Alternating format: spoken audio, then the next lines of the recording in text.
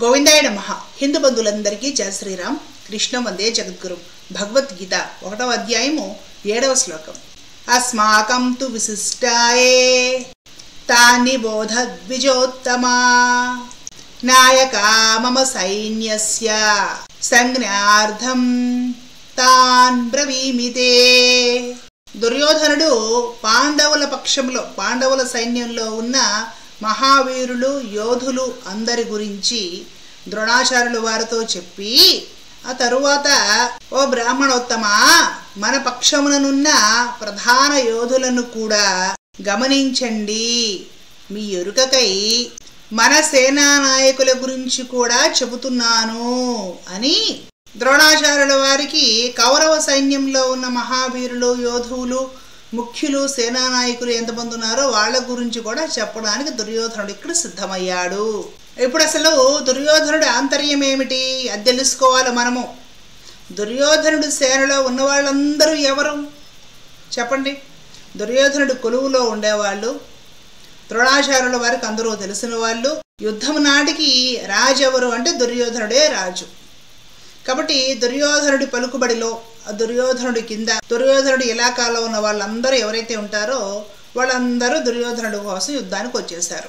వాళ్ళందరూ ఆల్రెడీ ద్రోణాచార్యుల వారికి బాగా తెలుసు. సభలో వాళ్ళే అశ్వత్థామ, భీష్ముడు, కర్ణుడు, ఇతర కౌరవాదులందరూ కూడా, అలాగే ద్రోణాచార్యుల వారి బావమర్ది కృపాచార్యుల వారు, వీళ్ళందరూ ఎవరైతే ఉంటారో అందరూ కూడా ప్రతిరోజు కూడా ద్రోణాచార్యుల వారు బాగా చూసేవారే, సభలోని వారే.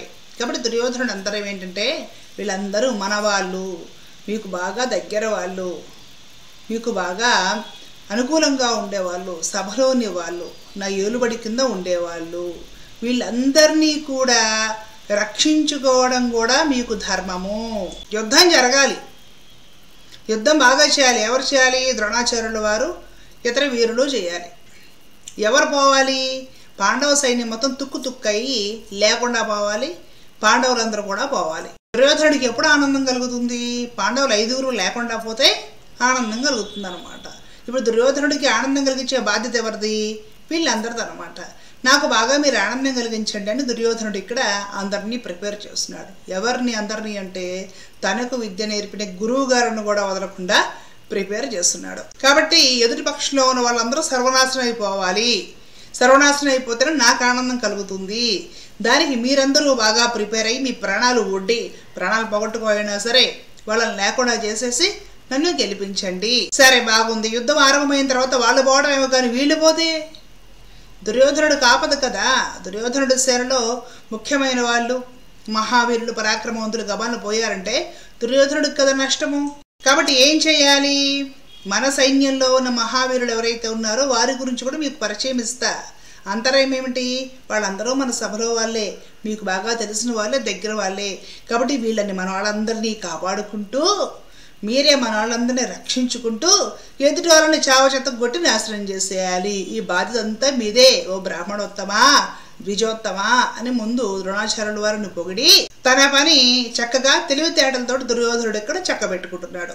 పాండవ పక్షంలోనే కాదు, కౌరవ పక్షంలో కూడా మహావీరులు, యోధులు, పరాక్రమవంతులు ఉన్నారు. కానీ ఏం చేయాలి? ఎటొచ్చి మన పరాక్రమవంతులందరినీ కాపాడుకుంటూ ఎదుటి పక్షంలో ఉన్న పరాక్రమవంతుల్ని చంపిపడేస్తే పీడ విరగడైపోతుంది. నేనేమి సాధించాలనుకుంటున్నానో నా స్వార్థం ఫలిస్తుంది.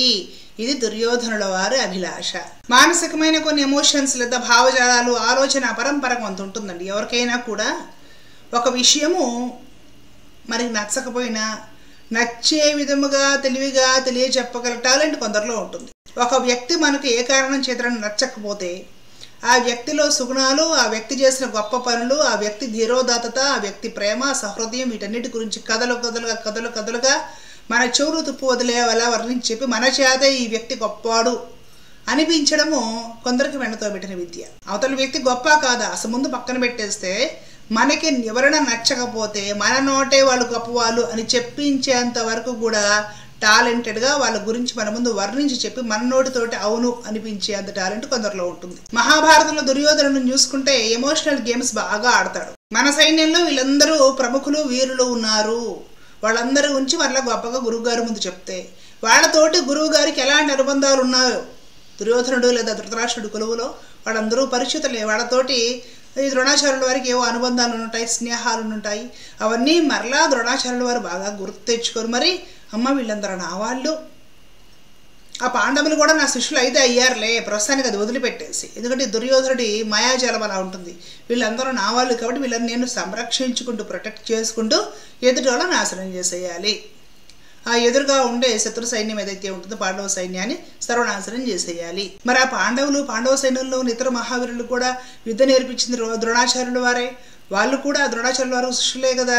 కానీ ఆ ఆలోచన ద్రోణాచార్యుల వారిలో పొడసోపకుండా, మమకారం ఆ శిష్యుల మీదకు పోనివ్వకుండా దుర్యోధనుడు స్ట్రాంగ్గా ఎలాగ ఎమోషనల్ గేమ్స్ ఆడి గురువు గారికి అచ్చంగా నా పైన నా సైన్యం పైనే ప్రేమ, ఎదుటి సైన్యంలో వారు తన శిష్యులు అయినా కూడా వాళ్ళపైన ద్వేషము ఉండే విధంగా ఎలాంటి ఎమోషనల్ గేమ్స్ ఆడితే గురువుగారు లైన్లోకి వస్తారో దుర్యోధనుడు అన్ని రకాలుగా చక్కగా ప్రయత్నం చేసుకుంటాడు. అసలు ఎలాంటి పనులు చేయడానికి దుర్యోధనుడు పెట్టింది పేరు భారతం చదివితే మనకు అర్థమవుతుంది. ఇహ దుర్యోధనుడు గురించి చెప్పామంటే ఆ వెనక లైన్లో ఉన్న కౌరవులందరూ కూడా అంతే.